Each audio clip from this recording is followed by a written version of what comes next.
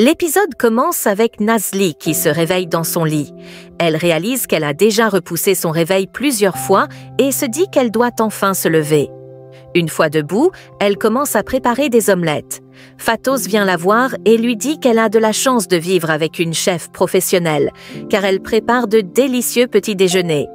Quelques instants plus tard, Asuman arrive à son tour et lui dit qu'elle aurait préféré vivre avec une styliste, car leurs tenues ne sont toujours pas prêtes.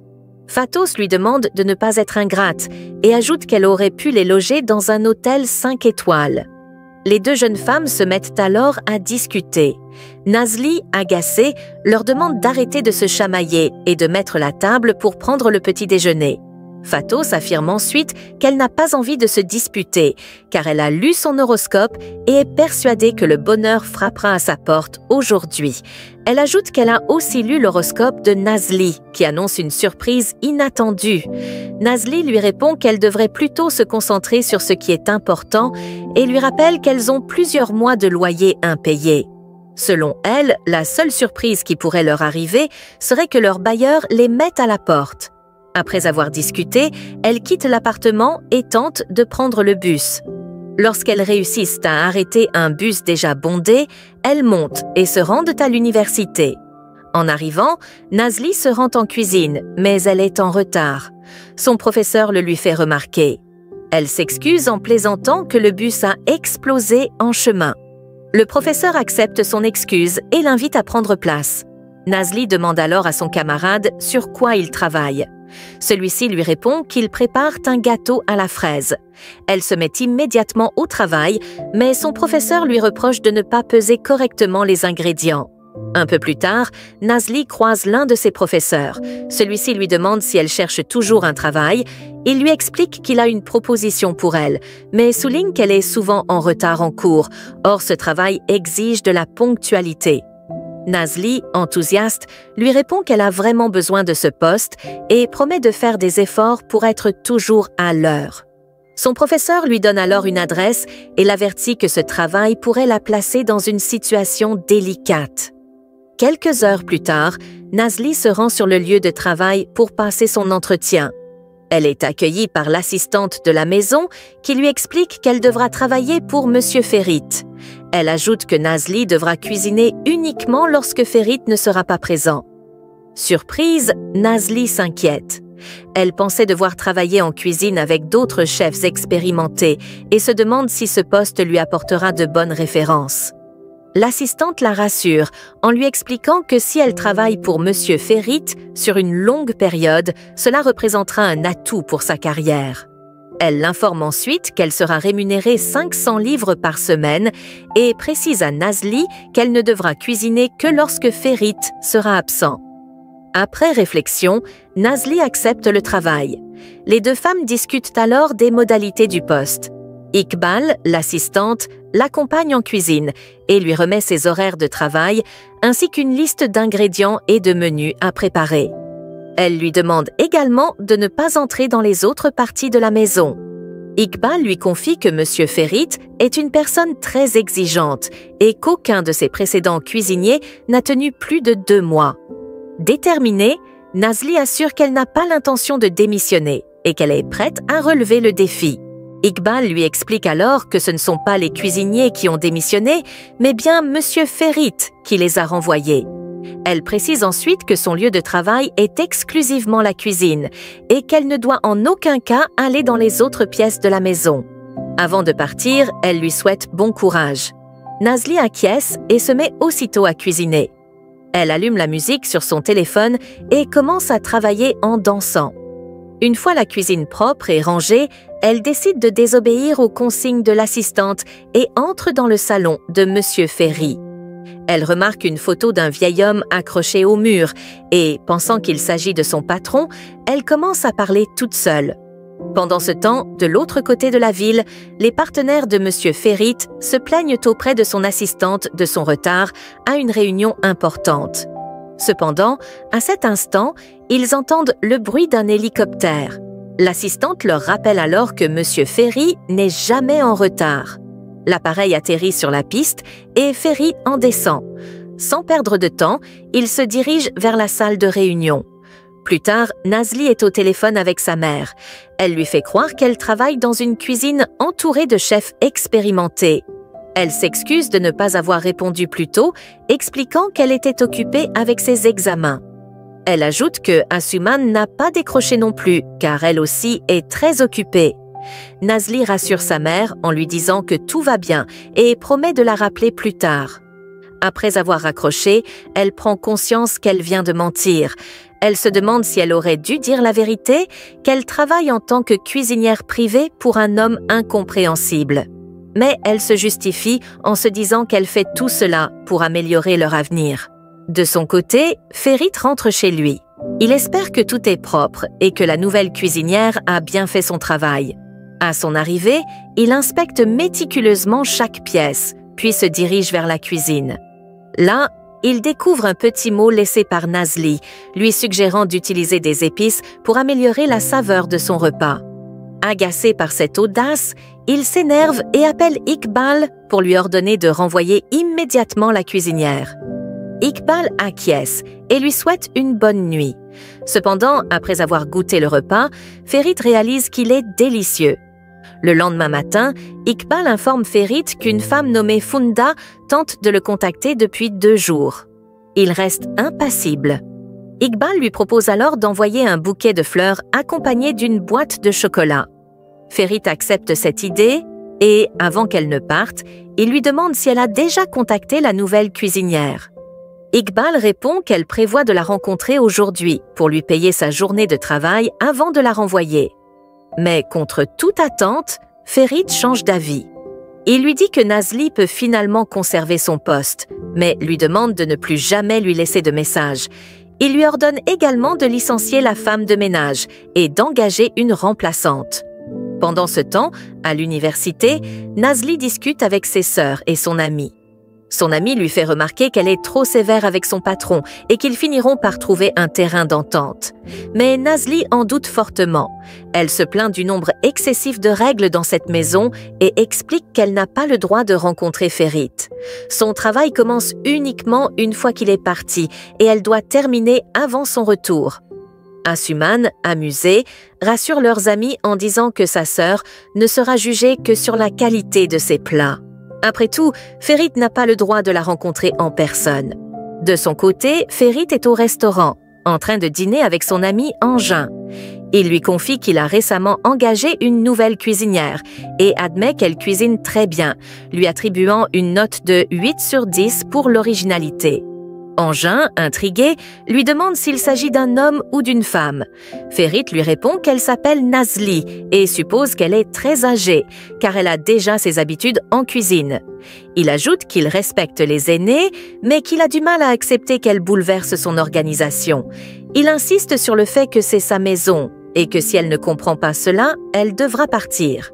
Engin plaisante en disant qu'il devrait aller dîner chez lui un jour, mais Ferit, sérieux, lui répond qu'il n'a pas le temps, car il doit encore lire plusieurs rapports.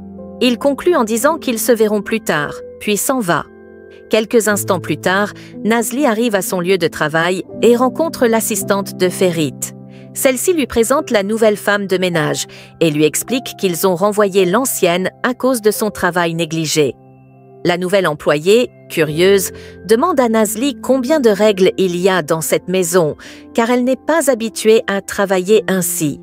Après leur discussion, l'assistante de Ferit rappelle à Nazli de ne plus laisser de notes à son employeur. Elle lui demande de se contenter de cuisiner et de repartir une fois son travail terminé. Nazli acquiesce et se dirige vers la cuisine. Une fois sur place, elle commence à préparer le repas tout en discutant seule. Alors qu'elle est en pleine cuisine, un homme accompagné d'un enfant fait son entrée. Il tente de lui faire peur, ce qui fait sursauter Nazli. Surprise, elle leur demande qui ils sont.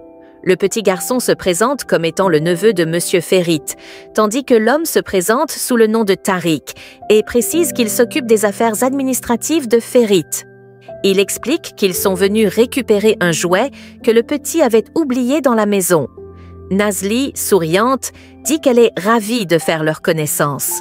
Le petit garçon lui demande alors de venir jouer avec lui dans le salon, mais Nazli refuse, expliquant qu'elle n'a pas le droit de quitter la cuisine. Le petit trouve cette règle absurde et lui demande ce qu'elle fait si elle doit aller aux toilettes. Tariq, amusé, informe qu'il repassera chercher le petit dans une demi-heure, puis ils s'en vont. Pendant ce temps, Ferit est en réunion avec son beau-frère et sa sœur Zeynep. Cette dernière, en tant qu'experte en écologie, n'a aucune objection sur leur projet. Mais en tant que sa sœur, elle aimerait savoir quand ils iront dîner avec leur mère. Son beau-frère renchérit, expliquant que leur mère ne cesse de l'appeler pour organiser un repas en famille. Après quelques hésitations, Ferit finit par accepter de donner une date, ce qui enchante Zeynep, qui le couvre alors de bisous. Pendant ce temps, Nazli est toujours en train de préparer le repas. Elle est au téléphone avec sa sœur Fatos lorsqu'elle entend le petit garçon l'appeler depuis le salon, réclamant un jus de fruits. Elle lui répond qu'elle n'a pas le droit d'aller dans le salon et lui demande d'aller le chercher lui-même. Mais le petit refuse et boude.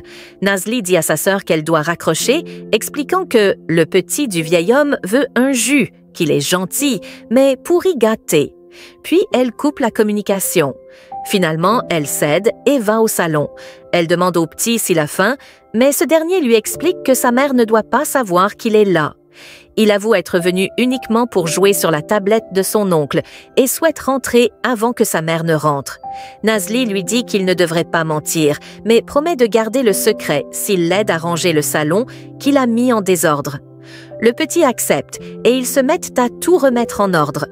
Avant de partir, le garçon lui dit que cela restera leur secret, tout comme le fait qu'elle soit entrée dans une zone interdite. Nazli le remercie, puis retourne en cuisine pour terminer la préparation du repas. Nazli laisse à nouveau des instructions avant de partir. Quelques heures plus tard, Ferit rentre du travail et se met à dîner. Le lendemain matin, Nazli revient en cuisine et découvre, furieuse, que Ferit a réorganisé toute sa cuisine. Les jours passent et un véritable jeu s'installe entre eux. Nazli lui laisse des messages sur des papiers et Ferit lui répond de la même manière. Un jour, il lui demande d'arrêter de coller des papiers partout dans la maison. Nazli, malicieuse, décide d'acheter des ballons et d'y attacher ses notes. Quelques jours plus tard, en arrivant à la maison, Nazli aperçoit la femme de ménage sortir furieuse, pestant que cette maison est une vraie maison de fous. Intriguée, elle se rend auprès de l'assistante de Ferit et lui demande ce qui s'est passé. L'assistante lui explique qu'elle a dû la renvoyer et lui demande si elle connaît quelqu'un pour la remplacer temporairement. Nazli, opportuniste, lui répond qu'elle connaît parfaitement les règles de la maison et propose de cumuler les deux postes. Elle assure qu'elle peut s'occuper du ménage en plus de la cuisine et demande qu'on lui donne sa chance. Après hésitation, l'assistante accepte mais la met en garde. « Ne fais pas n'importe quoi, comme coller des bouts de papier partout », lui dit-elle avant de partir. Nazli, folle de joie, retourne en cuisine en sautillant. Elle découvre alors un message de Ferit, lui demandant de ne pas préparer de repas ce soir, car il dîne à l'extérieur. Le soir venu, Nazli raconte sa journée à sa sœur Fatos. Son amie intervient et leur annonce que la compagnie de son patron organise une grande fête et qu'il cherche des serveurs. Fatos insiste. « On doit y aller, on a besoin d'argent. » Nazli, hésitante, rappelle qu'elle vient d'être augmentée et qu'elle peut subvenir à leurs besoins. Mais Fatos, déterminée, rétorque. « Moi aussi j'ai besoin d'argent, mon téléphone est encore en panne. À force de le réparer, je suis devenue une experte dans le domaine. » Puis elle ajoute, enthousiaste, « Et puis, c'est une soirée de riches, on doit y aller pour se faire remarquer. » Nazli finit par céder. « D'accord, tu as raison. » Fatos, ravie, propose aussi à Assouman de les accompagner, mais Nazli lui rappelle qu'elle est en train d'étudier. Elles se préparent, puis partent pour la soirée. En chemin, Nazli et Fatos discutent de l'importance de leur présence à cet événement. Soudain, Fatos aperçoit une femme descendant d'une voiture, vêtue d'une robe et de chaussures rouges. Elle la regarde dans le rétroviseur d'une voiture et se moque discrètement d'elle. Tariq arrive à ce moment-là et l'entend. Gêné, Fatos tente de se justifier, mais Tariq la rassure en riant. « Ne t'en fais pas, tu as parfaitement raison. » En entrant dans le bâtiment, Fatos se retrouve coincée dans la porte avec engin. Elle crie de douleur, s'étant cogné le nez. Tariq tente de la rassurer. « Ne t'inquiète pas, j'ai appelé un technicien. » Pendant l'attente, Fatos engage la conversation avec Engin, qui complimente sa robe. Elle lui explique qu'elle a acheté le tissu à Milan. Lorsque le technicien parvient enfin à ouvrir la porte, Engin lui tend sa carte. « Je veux me faire pardonner. Après tout, c'est un peu ma faute si tu t'es cogné le nez. » Fatos lui donne alors son prénom et lui promet de l'appeler avant de partir. Une fois Fatos éloigné, Tariq demande à Engin ce qu'il compte faire. Celui-ci, philosophe, lui répond « Si c'est le destin, je la reverrai. » À la fête, Denis arrive, ce qui étonne Ferit. « Je croyais que tu étais en Amérique du Sud ?» lui demande-t-il. « J'y étais », répond Denis, avant qu'ils ne se mettent à discuter. Pendant ce temps, Nazli et Fatos servent des boissons. Fatos appelle Nazli pour lui montrer un bateau qui vient d'arriver. Nazli, ému, dit qu'il lui rappelle l'histoire de Pachetto. Fatos est aussitôt appelé par son patron et doit s'éloigner. Intrigué par la conversation, Denis s'approche de Nazli. « Cette histoire de Pachetto m'intéresse. » Nazli lui raconte alors l'histoire de ce chien qui a cherché son maître pendant 10 ans après sa mort. De retour à l'un avec les autres, Fatos donne discrètement le numéro de Nazli à Denise, puis elles s'en vont. Plus tard, Nazli apporte une boisson à Ferit et la pose sur sa table. Mais alors qu'elle s'apprête à partir, son bracelet se coince dans la montre de Ferit. « Je suis désolée, je vais vite arranger ça », dit-elle en essayant de le détacher tout en bavardant. Ferit, agacée, tire brusquement sur le bracelet, qui se casse. Nazli se fige, furieuse. « Vous auriez pu être plus délicat. » Elle ajoute, les yeux remplis de colère. « Ce bracelet avait une grande valeur sentimentale pour moi. » Ferit, désolée, propose de la dédommager. Mais Nazli refuse d'abord. C'est alors que Fatos intervient avec malice. « 100 lire devrait suffire à régler le problème. » Ferit sort l'argent sans discuter. Fatos le prend aussitôt et elles s'en vont. En sortant, Nazli fulmine. « Qu'est-ce que tu viens de faire? L'argent ne résout pas tous les problèmes. » Fatos hausse les épaules. « On a besoin d'argent, non ?» Nazli soupire. « Tu as encore vidé ma carte de crédit. Comment vais-je payer mes cours et notre loyer ?» Fatos lui rappelle alors que leur propriétaire ne leur fera pas de cadeau s'ils ne payent pas à temps. Puis, d'un ton léger, elle ajoute « Tu devrais arrêter tes cours de japonais, ça nous aiderait. » Nazli, choquée, lui rétorque « Quel genre d'ami es-tu pour me demander d'abandonner mon rêve ?» Fatos, taquine, lance alors « Trouvons un homme riche et tu pourras suivre tous tes rêves. » Nazli, exaspérée, lui répond en riant « Très bien, je te laisse cette mission. » Le lendemain matin, Denise est au piano, jouant une douce mélodie. Il s'arrête un instant, prend son téléphone et appelle Nazli. Lorsqu'elle décroche, il lui rappelle qu'ils avaient en parlé de refuge pour animaux pendant la soirée et lui propose d'y aller ensemble.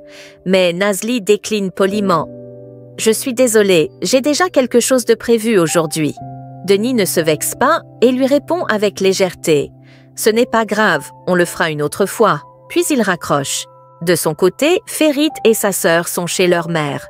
Celle-ci ne tarde pas à se plaindre. « Je ne vois jamais mon fils. Si ça continue, je vais devoir travailler dans ton entreprise pour espérer te croiser. » Ferit soupire. « Je suis venue dès que j'ai terminé le travail. » Mais sa mère insiste. « Ta sœur, au moins, vient me voir de temps en temps. » Un peu plus tard, Ferit s'éloigne et va se promener au bord du lac. Sa mère le rejoint et engage la conversation. « Pourquoi ne m'appelles-tu jamais ?»